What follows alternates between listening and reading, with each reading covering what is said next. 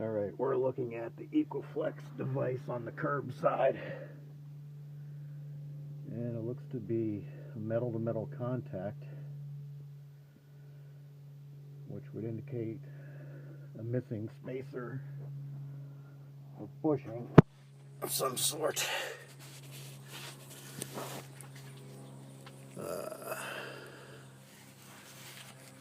Here's the way it was mounted. As you can see, these brackets are also bent by the larger gap at the top of the Equflex and smaller gap at the bottom. There's some metal-to-metal contact on the other side as well. Let's get over here real quick.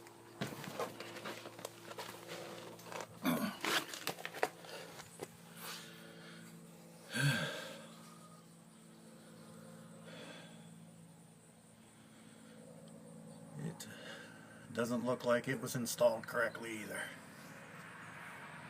I'll get a video of the other side.